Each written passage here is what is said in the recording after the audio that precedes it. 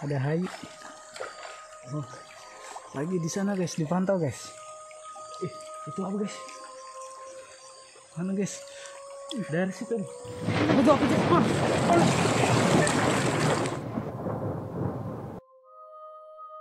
Kami itu kaget gitu pas noleh belakang begini ada sesosok yang kata orang itu sering tentu banget.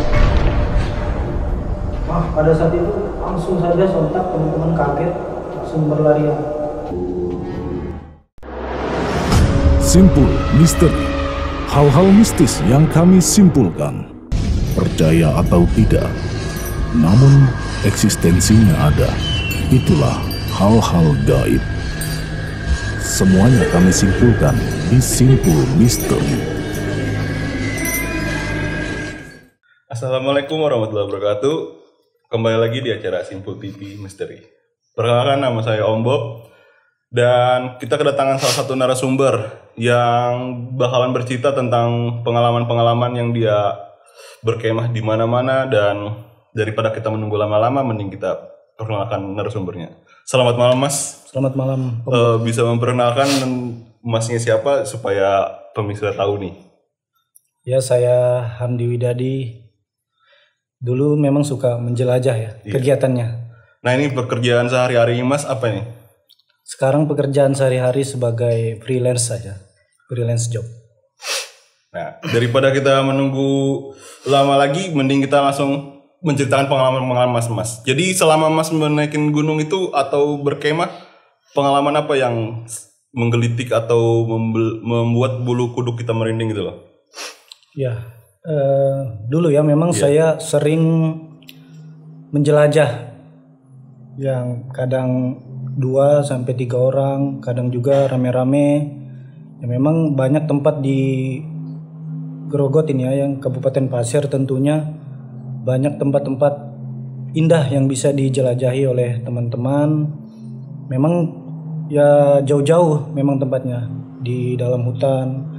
Kalau di Kabupaten Pasir sendiri ada air terjun, ada hutan yang memang asik lah untuk berkemah. Nah, karena kesukaan saya menjelajah itu, akhirnya mulailah sama teman-teman itu. Jadi yang namanya hutan ya, memang tempat-tempat hutan, air terjun itu kan memang jauh dari manusia. Iya benar. Jauh dari orang-orang. Ya, memang kita para penjelajah alam itu suka tempat yang sunyi-sunyi. Memang tempat yang sunyi-sunyi itu bilangnya orang ya pasti adalah makhluk halusnya. Jangankan di hutan, mungkin di sekitar kita atau di area rumah kita juga ada. Cuma memang karena dia makhluk astral atau makhluk tak kasat mata, jadi nggak bisa lah dilihat langsung oleh manusia kita seperti biasa. Jadi saya punya pengalaman mistis, mungkin semua orang pernah mengalaminya mungkin ya, yang khususnya mungkin orang-orang yang suka jalan-jalan ke hutan atau ke mana. Jadi pada waktu itu saya dan teman-teman memang merencanakan perjalanan pada saat itu pas weekend. Jadi kita mau camping bareng pada saat itu bersama teman-teman, mungkin ada sekitar 5 orang. Tepatnya di daerah Kuaro. Bukan air terjun tapi cuma sungai-sungai kecil, tapi memang asik lah buat camping pada malam. Jadi kita berenam memulai camping di daerah itu karena memang tempatnya asik, ada sungai kecil. Ya memang sih menurut warga di situ kok bisa kita mau camping di situ ya, karena kita mau aja karena memang tempatnya asik gitu menurut kita kan. Tapi memang menurut warga-warga di sekitar situ memang tempat itu memang nggak biasa dijadikan tempat camping, karena pertama menurut orang sungainya bahaya karena banyak hewan-hewan buas. Ya memang banyak hewan-hewan buas. Nah kita memang merencanakan campingnya pada saat itu 2 malam. Malam pertama itu kita berenam. Jadi kita mendirikan tendanya itu kan ada di pinggiran sungai itu, ada lahan, memang di dekat pohon sawit. Pada saat itu kita mendirikan tendanya di situ. Jadi teman-teman ini rame-rame malam lagi asik mandi, ada yang masak, ada yang buat kopi.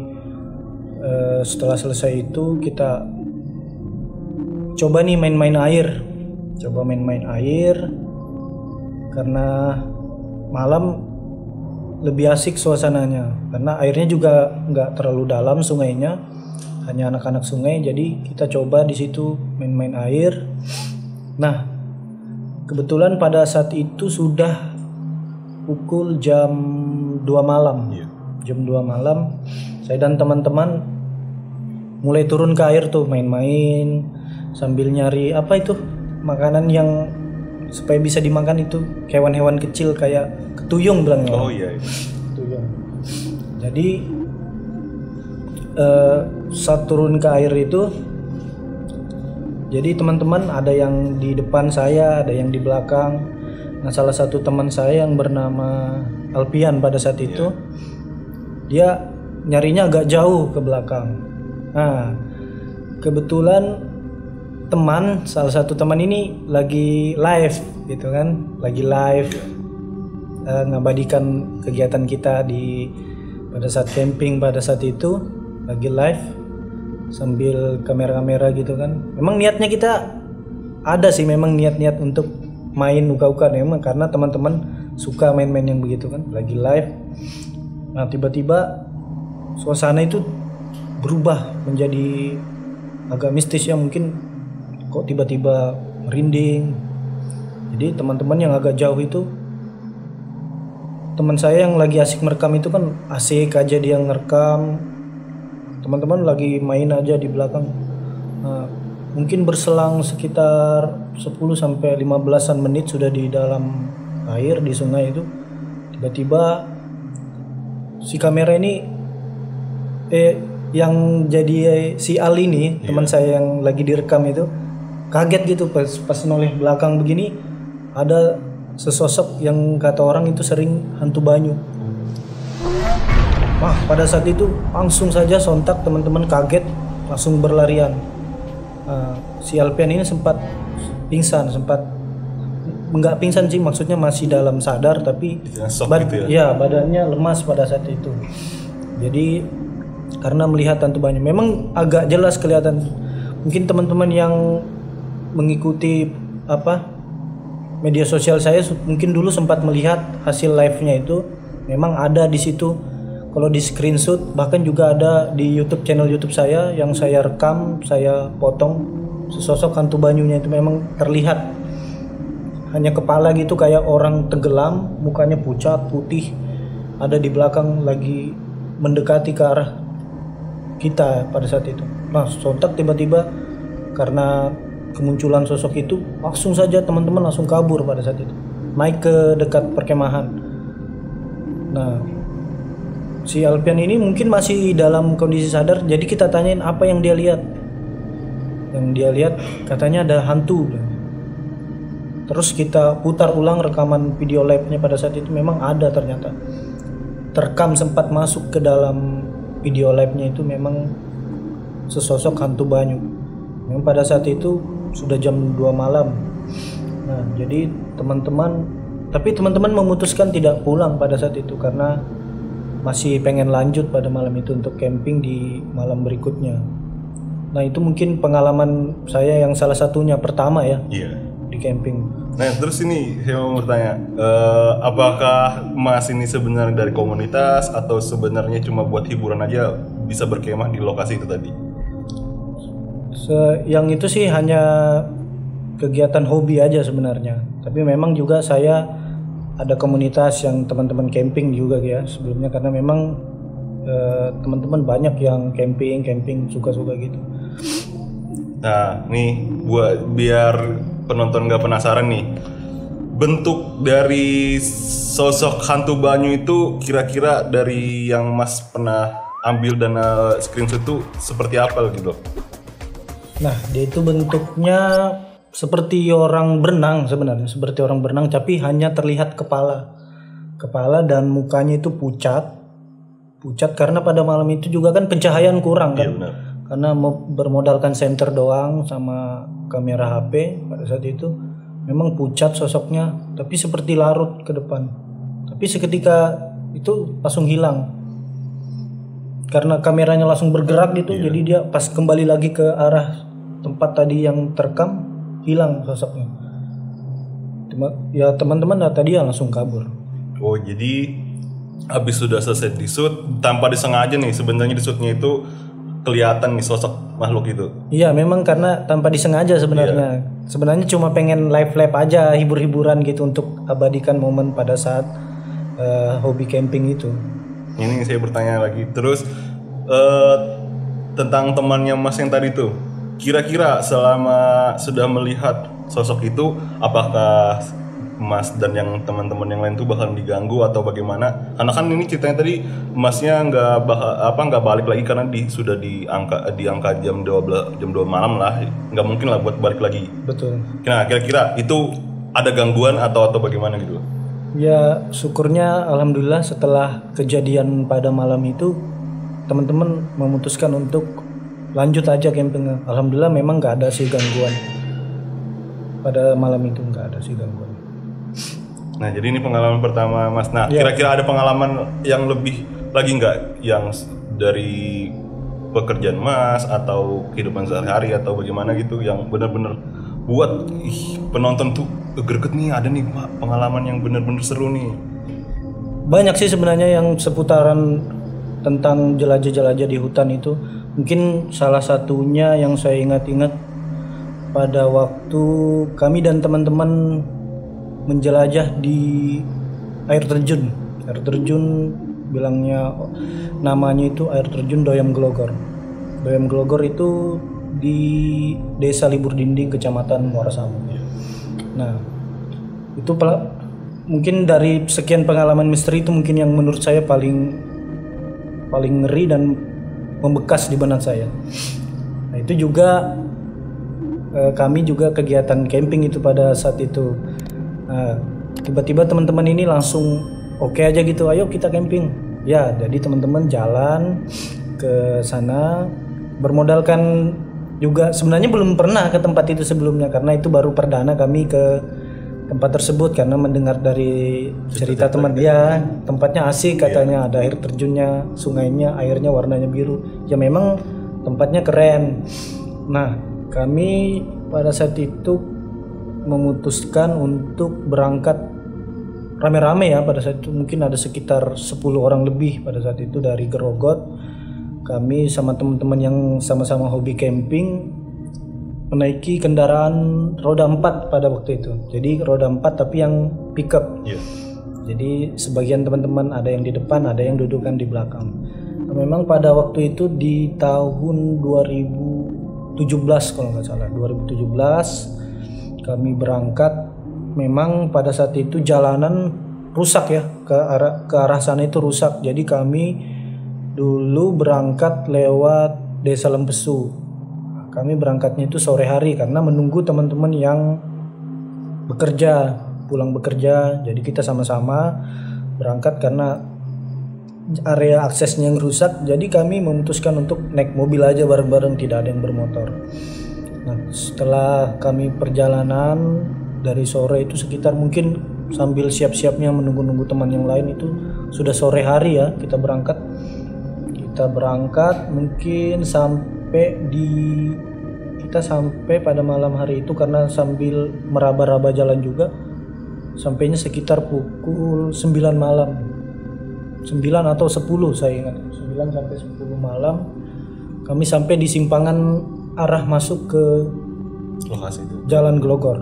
Itu masih jauh. Oh, masih jauh. Karena masih di simpangan. Jadi kami bertemu salah satu warga di situ, katanya untuk akses kendaraan roda 4 memang nggak bisa masuk karena memang jalan untuk ke wisata air terjun itu adalah jalan kayu, jalan logging. Jadi sebelum simpangan itu sekitar 200 meter dari simpangan masuk ada rumah warga. Jadi kami di situ untuk menitipkan kendaraan.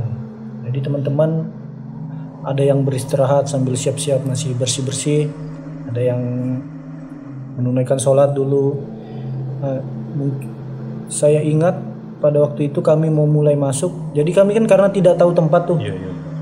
Kebetulan ada si anaknya yang punya anak yang dari yang rumah tempat kami menitipkan kendaraan tersebut. Kebetulan sering memang nemanin orang-orang yang mau ke sana.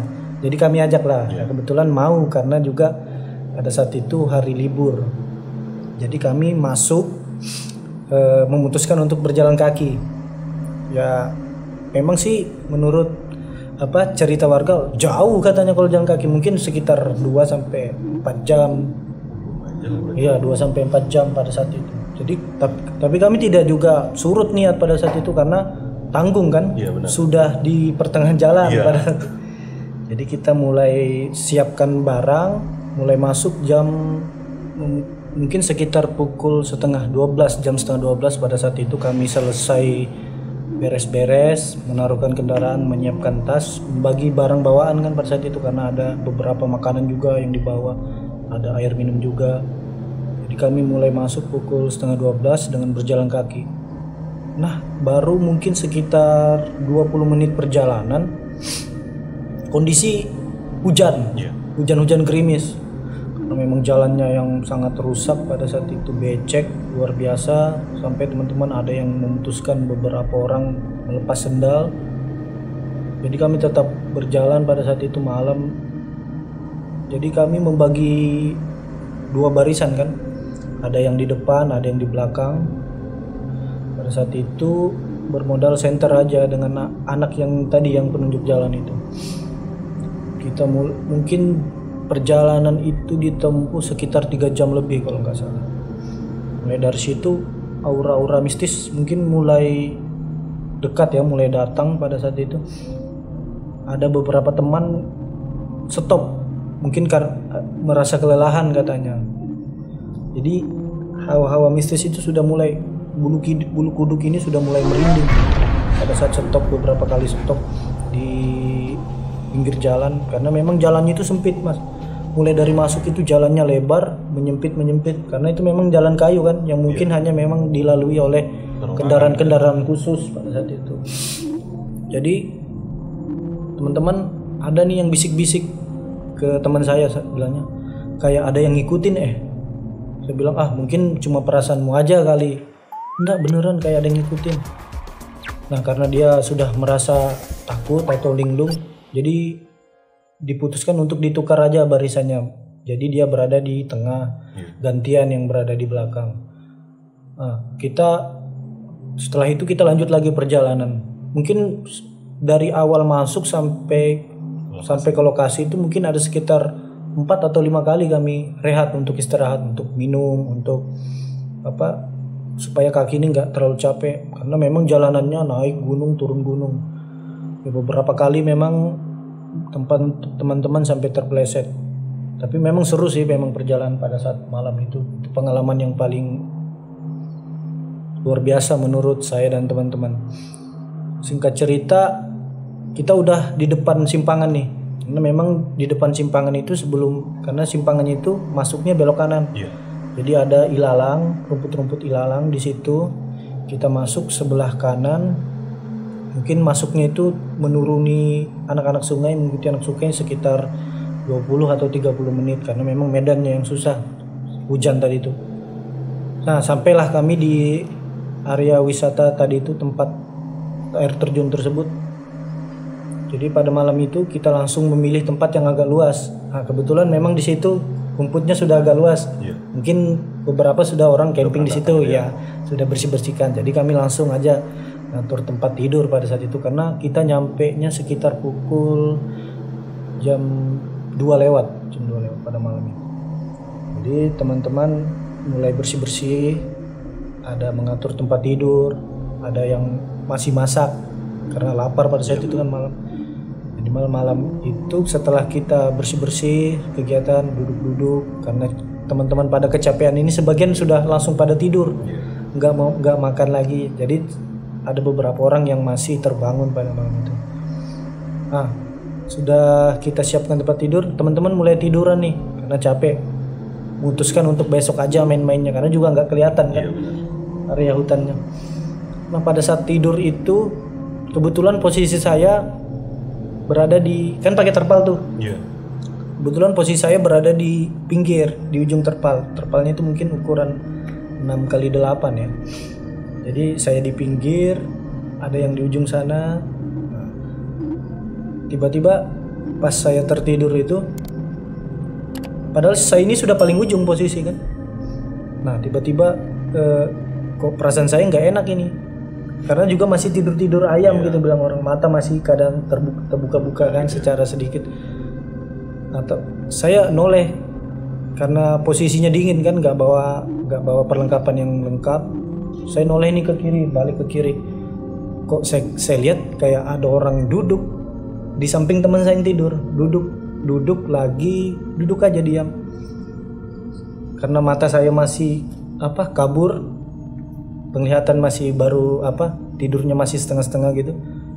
Saya lihat-lihat, kok ini bukan teman saya nih yang duduk ini. Saya panggil-panggil, bukan, nggak noleh, nggak ada apa. Saya lihat lagi lebih jelas, saya kucek-kucek mata gini. Saya lihat sosoknya kok orang tua seperti nenek-nenek, rambutnya putih, panjang menyentuh sampai lantai. Betul-betul saya kaget, tapi saya diam aja, nggak berani teriak atau memang saya ngelihat itu badan ini serasa kaku, berat, kuduk, merinding. Jadi saya memutuskan untuk balik kanan lagi. Saya tunggu mungkin 5 sampai mungkin udah nggak ada ini. Saya coba lagi balik, masih ada ternyata sosok itu. Bahkan dia ngusap-ngusap rambut teman saya begini. Wah, pada malam hari itu saya betul-betul kaget dan merinding. Ini sampai diusap-usap. Saya memutuskan untuk balik lagi ke kanan. Terus saya baca-baca doa mungkin gitu ya, ayat kursi atau dan lain-lainnya saya baca mulai, karena memang pada saat itu saya takut luar biasa. Kaget kan ngelihat sosok itu. Jadi saya balik lagi. Masih ada ternyata. Tapi dia diam. Untung dia tidak menatap saya. Jadi saya hanya ngelihat sekilas, saya balik lagi. Yang ketiga saya balik sudah tidak ada sosok itu. Nah, mungkin karena saking kelelahannya juga, saya pikir itu halusinasi kan. Saya sudah lupakan lah. Maksudnya saya diam-diam aja, nggak mau cerita. Mungkin nanti supaya membawa suasana jadi takut nanti teman-teman di situ. Ketika saya bangun kan, saya antara bingung nih mau cerita apa tidak. Tapi rasa penasaran ini pengen betul saya cerita sama teman saya itu. Tapi ketika suasana mulai agak tenang, lagi asik setelah selesai sarapan main-main apa saya mulai bertanya, tadi malam kamu, saya tanya sama teman saya kan, tadi malam kamu tidur nggak ada ngerasa apa-apa kan? Kalau teman saya jawab nggak ada katanya. Beneran? Iya bener katanya. Nggak ada mimpi atau apa gitu? Nggak ada katanya. Nah, teman saya yang di samping saya itu dengar. Kenapa Det? Katanya. Enggak sih, tadi malam kayak ada orang yang duduk aja. Langsung teman saya kamu ngeliat juga katanya. Ternyata teman saya yang di samping karena kan kepalanya nih saling berdekatan kan, karena memang terpalnya nggak terlalu lebar karena orangnya banyak. Aku juga ngeliat katanya. Nah, jadi saya langsung kaget. Oh, ternyata teman saya juga ngeliat. Aku juga ngeliat tapi nggak bisa bangun katanya. Beneran kamu ngeliat? Setelah kami cerita-cerita, mungkin nggak apa-apa itu, mungkin hanya penunggu di sini atau gimana. Baru saya bilang kan, tadi malam dia ngelus apa?